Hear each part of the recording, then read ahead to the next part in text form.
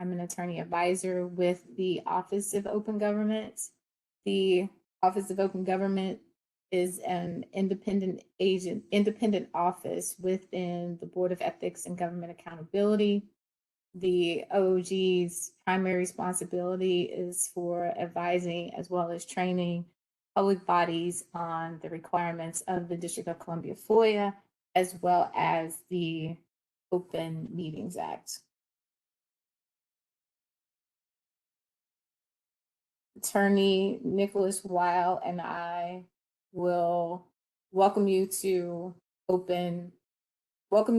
Wants to Be a FOIA Officer. This presentation is interactive. You can submit your answers via the chat, and you can also submit your questions via chat. If for whatever reason we missed the question, like towards the end, just let us know, raise your hand, and we will try to make sure that we get all questions answered by the time we conclude the presentation. We want everyone to participate and ask as many questions as possible, and please try your best to answer our questions. They're mostly multiple choice. We have a couple of fill in the blank, but this should just be relaxing, fun, and possibly entertaining as well. Who wants to be a FOIA officer? The District of Columbia Freedom of Information Act requires district agencies to release public records that are not protected from disclosure. A person makes a FOIA request and then the FOIA process begins, but there is information which must be made public without the need for a FOIA request. And the question is, what is the name of that provision?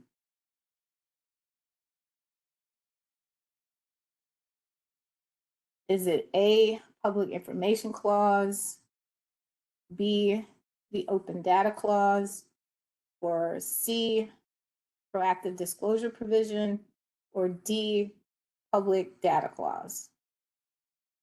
You can submit your answers through the chat. I see a lot of A's. I see C's, a lot of A's.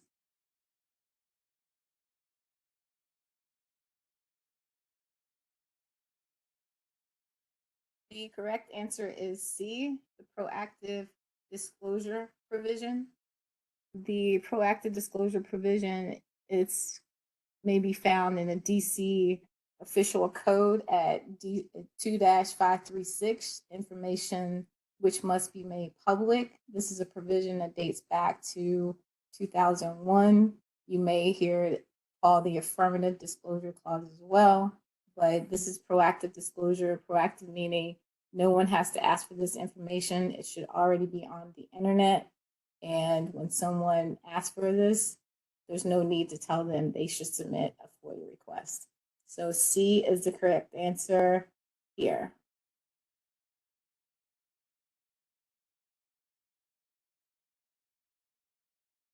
Our next question is, the District of Columbia government does not have a central body that handles DC FOIA requests. The primary point of contact for FOIA requests is the agency's FOIA officer. So what may a FOIA officer do if they receive a request that is misdirected? Is it A, immediately send a denial letter to the requester? B, should you acknowledge the request and inform the requester as to where the information may be found? Or should you C, refer the request to the proper agency? Or D, B, and C? I see a lot of D's, and that is the correct answer. The answer is B and C. B and C are the two courses of action a FOIA officer may take. You may acknowledge the request. You may inform the requester as to where the information may be found, or you may refer the request to the proper agency. This is helpful to everyone involved. The agency will be aware of the request, and the requester will know where to send the request.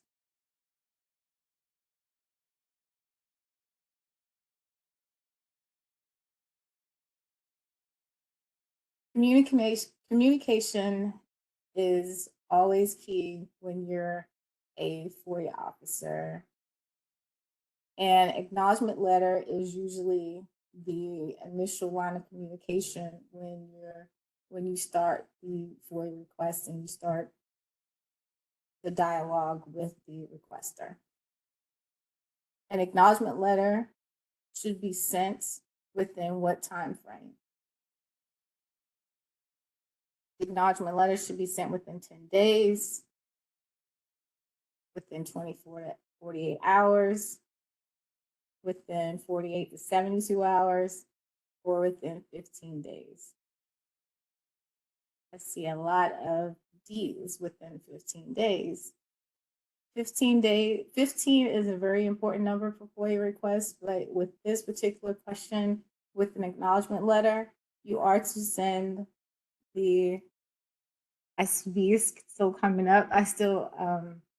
You should we recommend that you send a acknowledgement letter within 24 to 48 hours of receiving the request. And this in turn is to inform the requester right away that you've received their request. Making the requester aware that you're looking into the request goes a very long way in opening the lines of communication. If your agency utilizes FOIA Express does send an automatic acknowledgement letter, but the recommendation is to send your acknowledgement letter yourself to address all the issues. The acknowledgement letter that FOIA Express sends only states that the agency received. It's very basic. They only state that the agency received your request, and it's not very detailed. So it's better for you. It's recommended that you send an acknowledgement letter to address any issues you may have with that particular request. So that answer was B, within 24 to 48 hours. Our next question, the acknowledgement letter should contain important issues raised in the FOIA request. So what information should an acknowledgement letter include?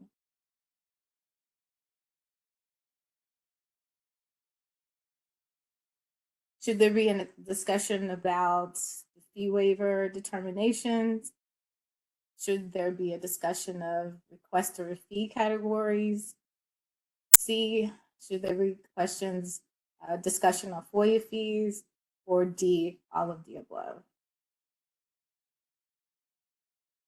I'm seeing B's, I'm seeing D's, D's, D's, D's. Everyone's basically right in this instance. It's all of the above. It's all of the above. It depends on what's going on in that particular FOIA request. An acknowledgement letter may address all issues raised in the FOIA request. It could be a discussion of FOIA fees, whether a fee waiver has been granted or denied, requester fee categories, the date the request was received by the agency, an estimated date of completion. You may invoke the 10-day extension. A number of issues may be addressed, and it's best to address those issues as soon as possible. And that's why it's so important to get that acknowledgement letter out very quickly so you can handle all of the issues up front.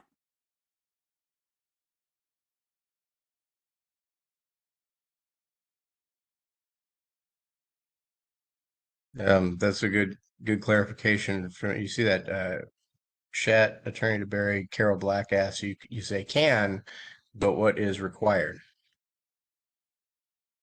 And what's required for an acknowledgement letter is you let the requester know that you received their letter. You can basically put in the request letter what verbatim what they're requesting, so you can make sure you're on the same page. Let them know, give you your contact information. It all depends on what the requester is seeking. There may be an individual who is seeking, maybe it's a news media requester, and they're seeking a fee waiver. And at that point, that would be a discussion of a fee waiver.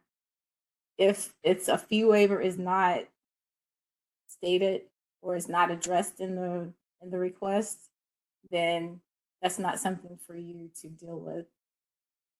Requester fee category, that should be in the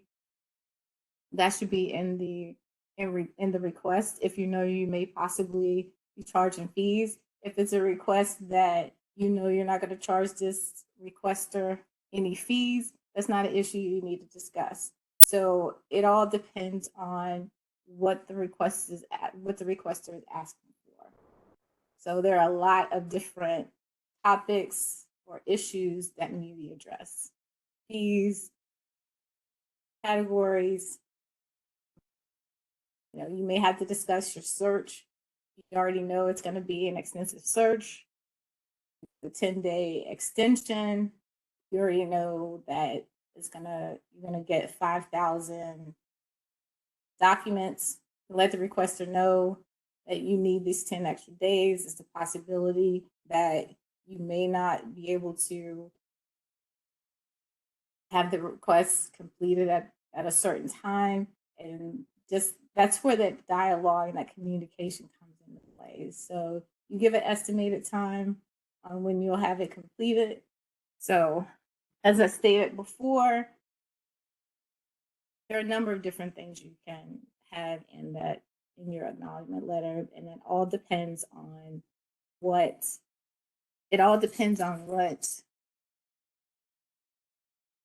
the request letter says. Someone's asking me to speak up. Can you hear me a little better now?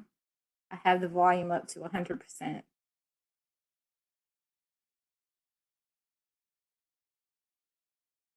Okay. I will try to speak louder.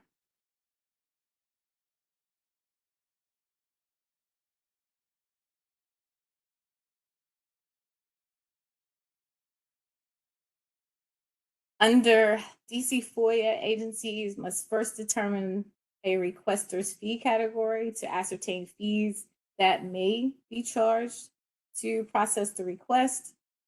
Fees are assessed based on requesters' categories and intended use of documents. The question here, what are the DC FOIA requester fee categories?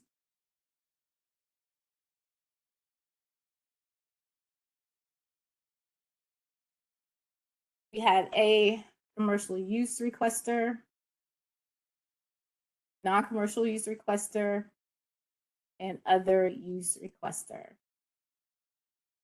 We have B, news media requester, C, educational institute requester, as well as non-commercial scientific institution. So what do we think the answers are for that particular question? Everyone is going to nail this question. And we see here, everyone is selecting A because A is the correct answer. Requesters fall into one of three categories based upon the intended use of the records. The first category, which is the commercial use, fees may include reasonable charges for the search of the documents, the duplication of the documents, as well as review fees. We know now there's not much duplication going on. Everything is sent electronically. So those are the three fees that commercial use requesters may be charged. As far as the second category, which is the non-commercial use category, these include requests made by educational institutions, non-commercial scientific institutions, and a very popular requester in this category is the news media, the representatives of the news media. For this particular category, you can only charge duplication fees, and that's it. Only duplication fees. The third category basically is whoever does not fall within commercial or non-commercial. Popular requester that falls into the third category, which we usually say other use category, would be a nonprofit. These are usually categories and documents and searches where you can only charge for the duplication of the documents as well as the search of the documents. So that is something, if you already know by looking at the request and you know that we may possibly have fees to charge in this search, that is something that you would definitely discuss in the acknowledgement letter.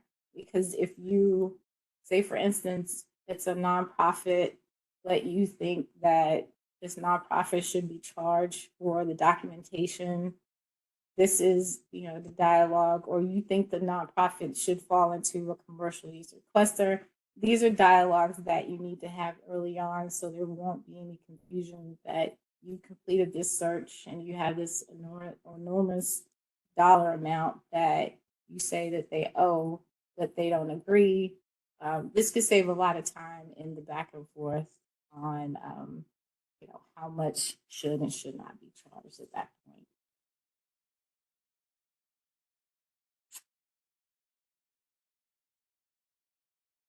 I can't see. It says, I can't see all of that question. Let's cover that. Can you differentiate a bit between non-commercial use and other use categories? Commercial use categories would be a company, like a for-profit company, that Amazon would be a commercial use requester. Other use would be the nonprofit, as I said before. Nonprofits usually are not trying to make a profit on from the information that they're receiving, or they're not going to use it to make a profit at all. And other use, you charge for the search, you charge for the duplication. Commercial use, basically charge for everything: the search, the duplication, and the review fees. So those are the two different types. You're saying no between non-commercial use and other use. Non-commercial use would be, an example is news media. Those are very popular non-commercial use requesters, and they're usually only charged with duplication. And as I stated before, the duplication, we usually don't do that. Everything is electronic now, so you more than likely will not be charging a media requester for the documents. Other use is a nonprofit.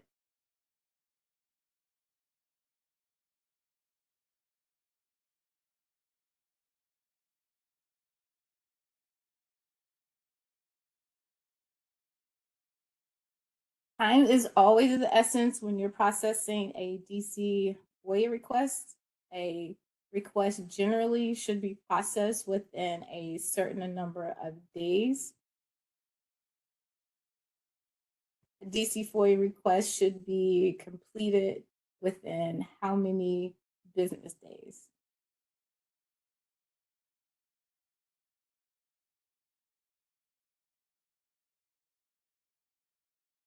Is the answer A, 35 days? The answer B, 15 days? The answer C, 25 days? Or the answer D, all of the above? See a lot of Bs.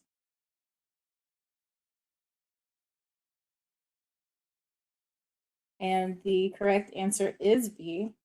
DC FOIA mandates that a FOIA request be completed within 15 days, but depending on the request, the answer could also be A, B, or C.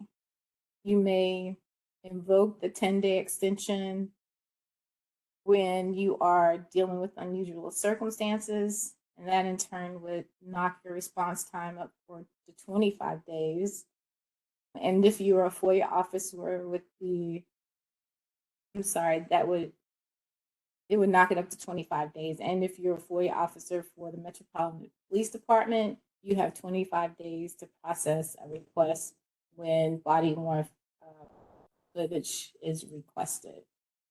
So the answer here is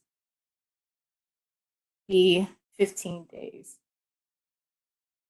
And I want to go back to, there was a question about individual. Was it an example of an individual requester?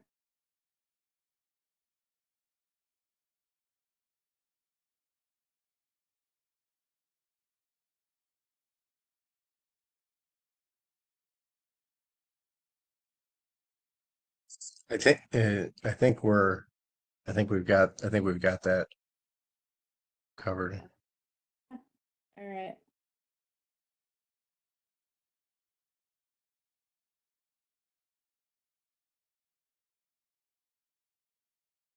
And requesters are not charged a fee to submit a FOIA request, but fees may be assessed depending on a requester's fee category.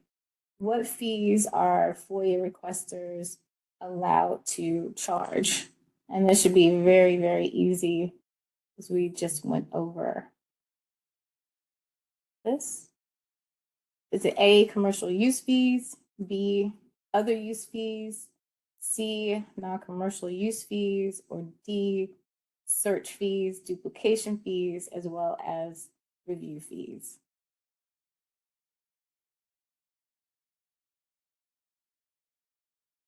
Yes, everyone's going to get this correct answer. And the correct answer is D. FOIA officers are allowed to charge search fees, duplication fees, as well as review fees, depending on the requester, the fees category. And we went over that a little extensively.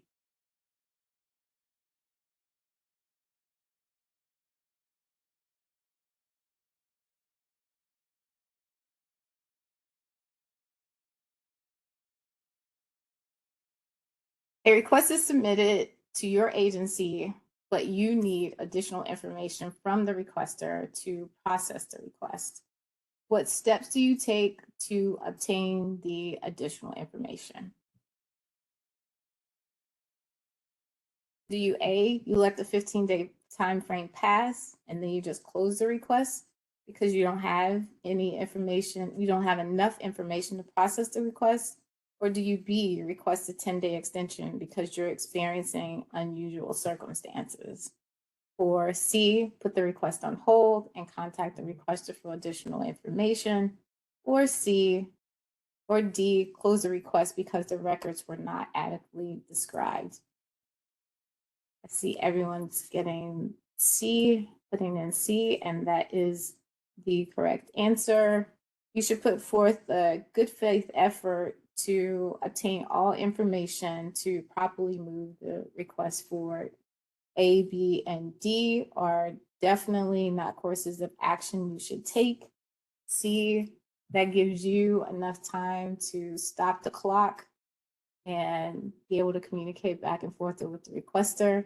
It may be that the requester never contacts you. The request may have to be closed at a certain point, but this is the correct answer. Put the request on hold and contact the requester for additional information to clarify what exactly the requester needs. DC FOIA mandates a FOIA request should be completed within 15 days. What should a FOIA officer do if a FOIA request cannot be completed within those 15 days? Should we A, invoke the 10-day extension for unusual circumstances? B, inform the requester of the date the request will be completed? C, inform the requester you will make rolling releases as records are processed? Or D, all of the above?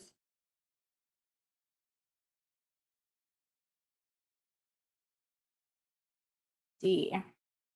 And that is correct. Now, depending on the FOIA request, A, B, and C are all potential correct answers. A, you need additional time because the search for the records has been extensive. You have to review over 5,000 documents.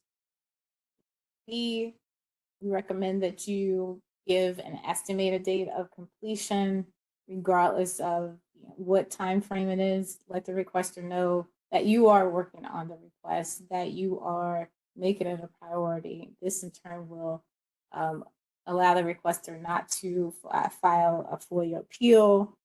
They will most likely give you an opportunity to finish the request.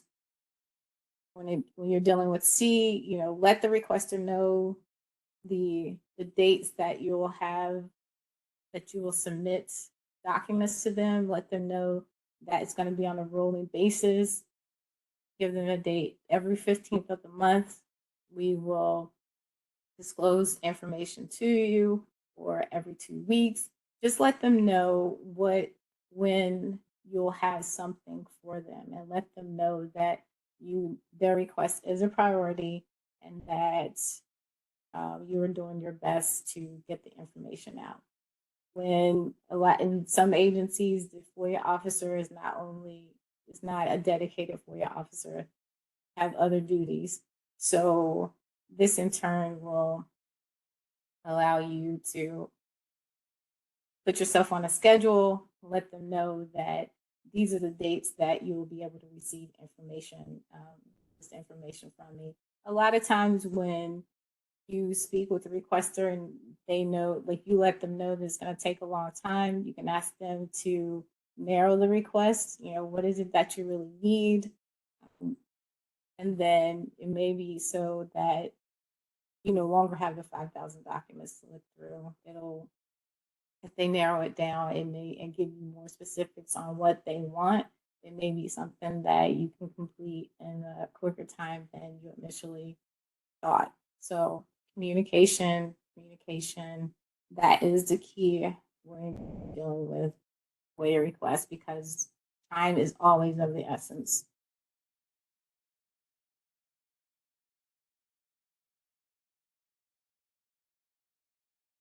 So the question,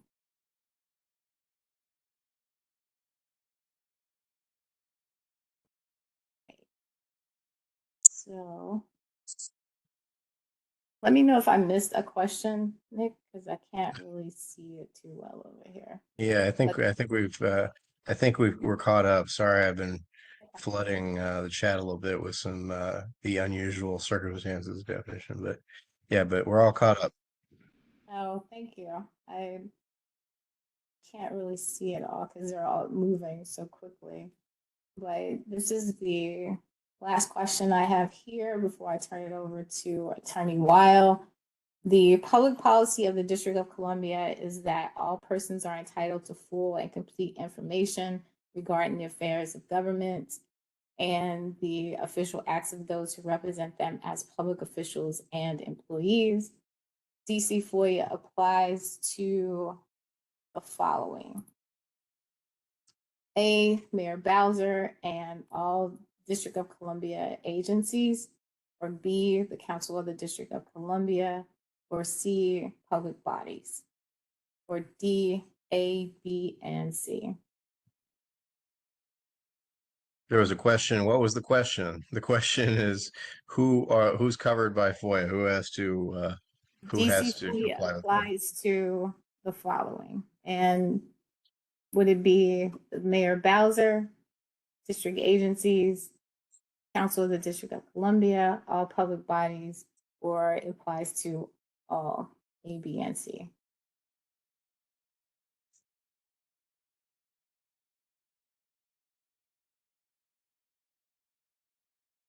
The answer here is all of the above: D, A, B, and C. District of Columbia, the Mayor Bowser has to adhere to DC FOIA. District agencies, the council also has to adhere to FOIA, and all public bodies of DC have to adhere to the District of Columbia Freedom of Information Act. So here I will be turning it over to Attorney Weil to continue with who wants to be a FOIA officer.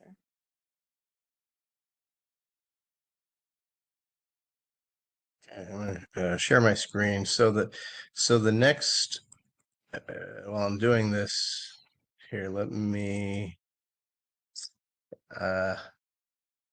share, there we go. These next few questions are going to go back to, because almost everybody missed this one except for people who work here. We're going to go back to 2-536. These are these categories that Attorney DeBerry was talking about of affirmative or proactive disclosure. These are areas that you have to, I'm trying to see if I can see oh, there's the chat. Good. Categories where they have to be up on a website without somebody having to ask for them. The commonly sort of requested general categories. So all these are these next few are going to be fill in the blanks, and these are categories that have to go up on your website. And to answer Ms. Black's general question, yes, like this is a direct quotation from the statute. This presentation doesn't substitute for one of our general trainings on FOIA, but I will post at the end of when we're done here. I can give you a link to the statute so you can go and review that. And of course, for those of you who work for mayor subordinate agencies, it's what is it, one DCMR chapter 4, 1 DCMR 400 at SEC in the regs. But anyway, I'll do that later. Let's get back to the games here. These next few questions, like I said, you fill in the blanks. So what's one of the categories of a record that has to go up on a website before anybody has to ask, without somebody having to ask for it? Records that have been released to any person and have become or are likely to become the subject of subsequent blanks. It's a plural. Become the subject of subsequent blanks for substantially the same records.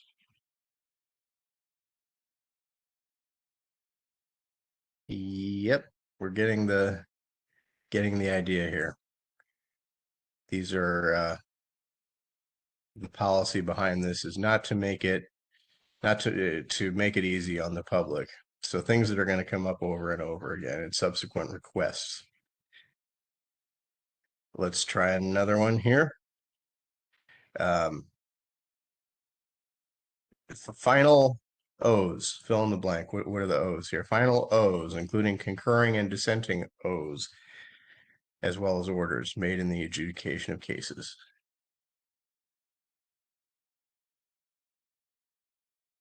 Seeing some opinions. Few opinions that the answer is opinions. And that is the right opinion. Yes, there are some agencies, as you know, that have sort of quasi-judicial functions, or they reach opinions and that are written down, and those have to go up on a website so they can see, so that everybody can see them, so there isn't a body of secret law is the idea. Okay, here's the next one. This one is maybe the most difficult, and it's okay if you don't know. It's an oddly worded one, which is why I put it in here. Administrative staff MA blanks, and I gave you the partial words here. Administrative staff MAS and inst to staff that affect a member of the public. Administrative staff M's and I's. What are the M's and I's? No wrong guesses. I'm curious to see, because this is a weird one, and we will once in a while get a question about it, but it's I like the the I like the guesses. I like the creativity. Um, the correct answer according to the statute is manuals and instructions to staff, and we did get a question about this recently. You know, some agencies publish a whole guidance manual, and again, to avoid secret law, we want those to be available to the public without anybody having to ask them or even know that they exist. They can just go into your website and aha, there they are. Okay, so that's the end of that category. Now we're on to a kind of a history question. It's a little bit of a tough one. It's a little trivia, but hopefully you can get through process of elimination. So which of the following is true? There's only one correct answer here. Uh, did the Office of Open Government create the Freedom of Information Act right after 9/11? Did what existed before the Freedom of Information Act? Was there a series of mayors and commissioners' orders that guaranteed access to government records? Or three, DC FOIA applies to records of the president and vice president of the US. And only one of these is correct.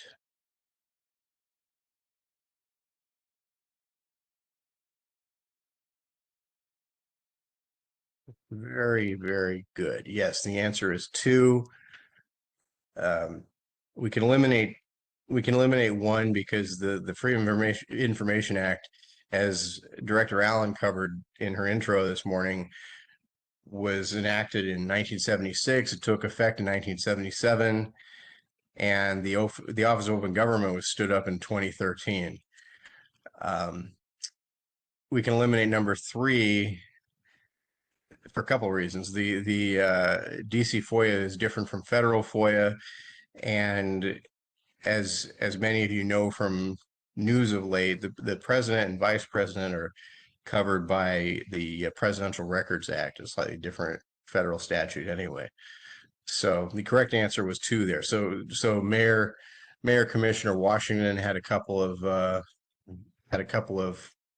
fairly robust orders in place. The commissioner, the three-member commissioner boards before him, they were doing some of the work, but not enough of the work. So the DC Home Rule government decided to give us the current statute that we have today.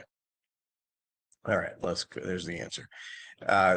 This is who is allowed to place a request. Which of the following is a requester covered by DC FOIA? If you're a resident of PG County, can you place a request? If you're a resident of New Mexico, if you're a private New York law firm, a reporter for the Washington Post, a writer for a high school newspaper.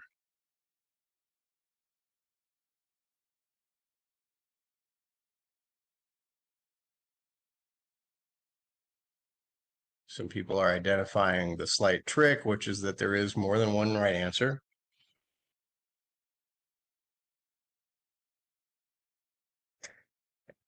And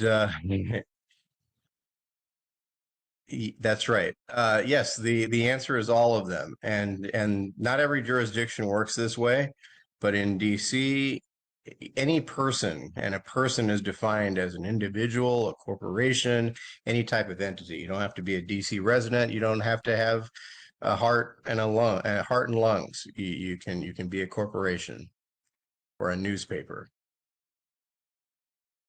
Okay, and here is this is a callback to the question about fees. So the requester is a scientific institution. They're seeking certain records for scholarly research. They have not requested an outright waiver. So some fees could apply, but which of these categories of fees? And I'll give you a hint. Well, I won't give you a hint. Which of these? There may be more than one answer that's right.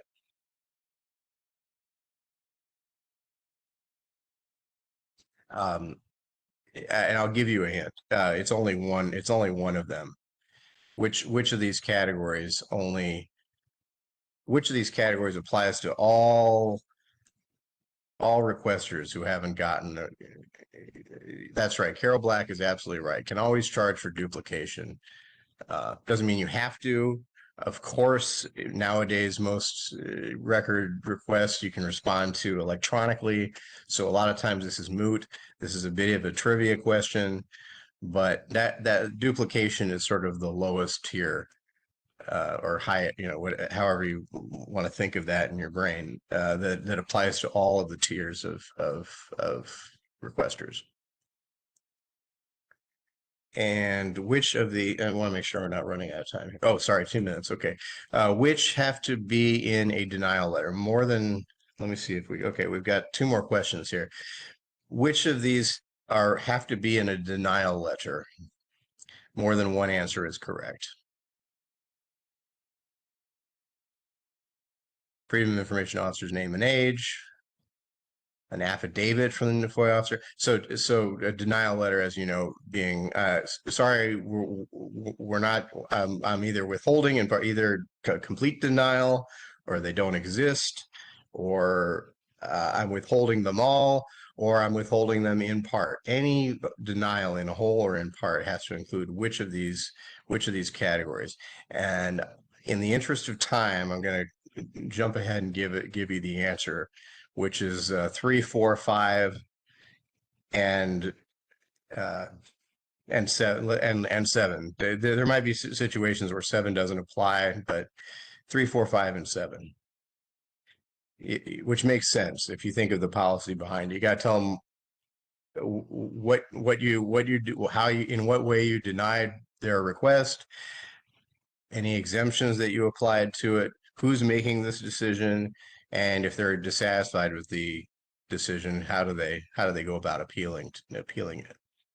Let's do. I really want to get to this one. So we got 12 o'clock. Apologies if anybody has to jump off. Let's just finish up with this one. Someone's asked you for an employee's SAT score. Which of these categories? And a hint. I think there's only one of these that's applicable, even though others might look like it. Exemption 1, exactly. It's kind of weird because we have a 1, 2, 3, and 4, and then a 1, 2, 11, 16. Okay, good. Everybody's catching on and doing the Roman numerals. Good. Yes, it is 2. The Social Security numbers, federal employer, they don't specifically call out SAT scores, educator evaluations that it may look like it's in the education sphere, but that doesn't specifically cover SAT scores. So probably exemption 2 is the right answer. And I'll just quickly tell you that if somebody does appeal to Superior Court, if somebody sues your agency, it's usually the Office of the Attorney General, their equity section, that is going to represent you in the Superior Court. Thank you for your patience. Sorry, we're out of time here. I don't know how to stop sharing so I can kind of see what's going on better, but I think we've got oh yes, the one thing I wanted to cover is I was supposed to send you I was supposed to post the statute. Again, this is not a substitute for the full training that's required of FOIA officers. But just if you want to go back and look at something, it's a fairly plain English statute, so you can look at that link and of course follow up with us with any questions at the end. We don't have our contact info on here, but there's our contact info, your presenters for today. Thank you very much for your patience and your participation, and It was a lot of fun.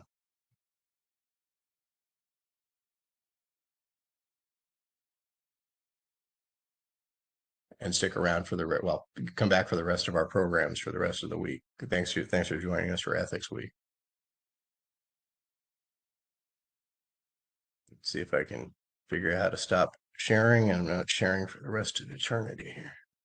There we go.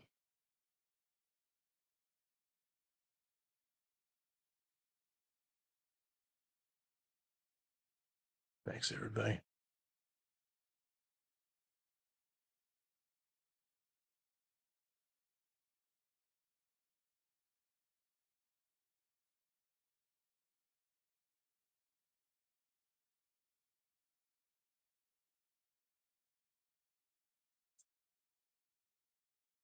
I'm not still sharing, right?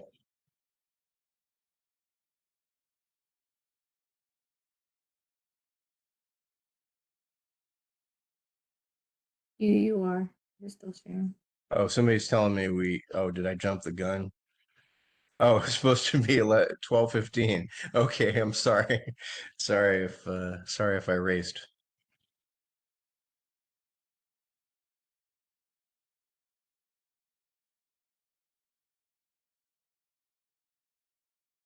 Okay. I don't know how to get back to the the standard view, but that's okay. I'm seeing the chat, so I think it's all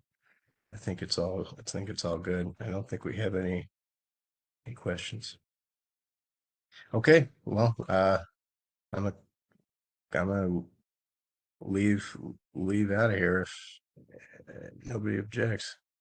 Thanks, Attorney DeBerry, for. Oh, sorry, Carol Black asked, can you answer the question? Oh, I just lost it. Answer what can be? It faded away, but I think the question was what can be charged for duplication. That's a good question, and it depends on your. If you're a subordinate agency, it's what 50 cents a page, Attorney DeBerry. But if you're not, if you're not, if the mayor's regs don't apply to you, then it's up to your individual agency to issue its own regs on that. Miss Black, we can get back to you on that. Last time I checked, it was probably like 25 cents a copy or a page or something like that. But I don't know the exact amount. But I can, if you email me or I'm gonna put my email in the chat, and then we can discuss it. We can discuss I'm those pulling it offline. up here. Yeah, so for mayor subordinate. Oh, the other thing is so 25 cents for mayor subordinate agencies, and a charge of $1 shall be made for certification of true copies. So if you need if for some evidentiary reason you need a certification, these regs are a bit old, but charge of $1 for certification. And but if you're every independent agency can set its own as well.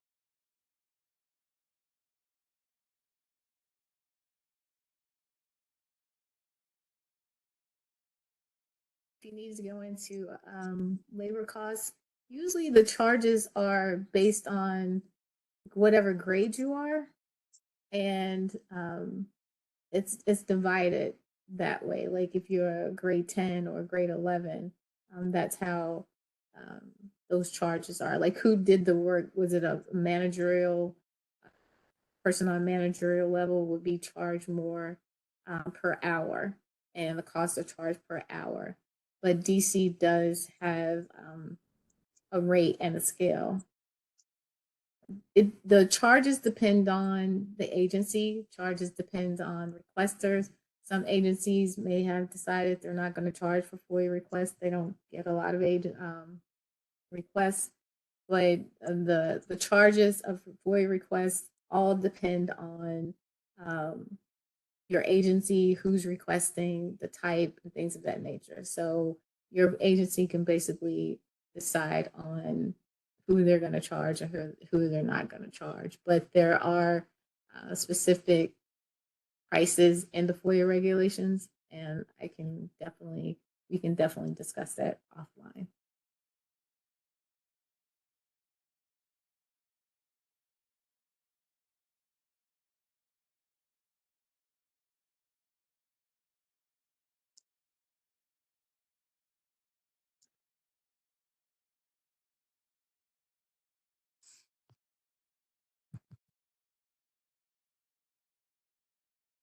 You can ask as many questions as you like. So is there a grade level cutoff to become an officer? Not that I'm aware of. That was a question that was asked. So is there a grade level cutoff to become a FOIA officer? It would depend on the agency. Depend on the agency where they rank the FOIA officers and what grade that FOIA officer would be. FOIA officers have been general counsel.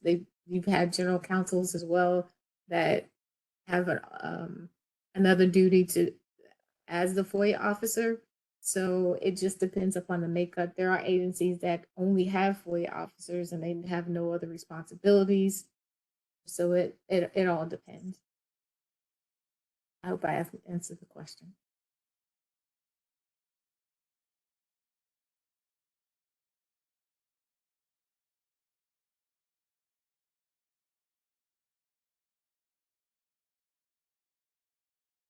Do we have any more questions?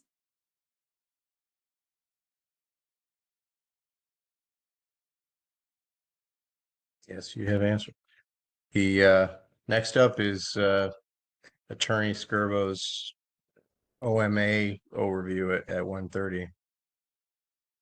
And then this afternoon, there's a program at 3. I'm forgetting one in the middle.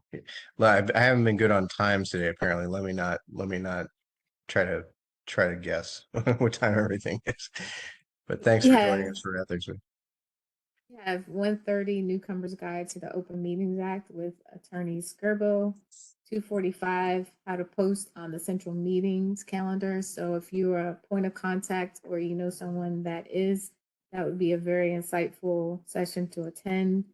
And at 3:30 we have the overview of recent OMA and FOIA advisory opinions as well as advice. So we have a whole day full of sessions for you, and we hope that you're able to attend. And thank you for attending this session this morning. I figured out how to stop sharing finally.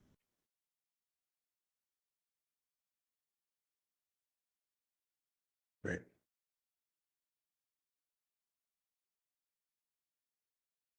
That will be the end of our presentation. I don't see any more That's questions. 2:30 is the point of contact. Oh, sorry, 2:45.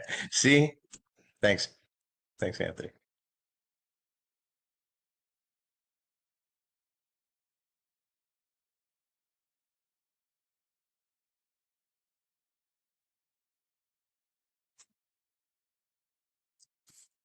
Okay.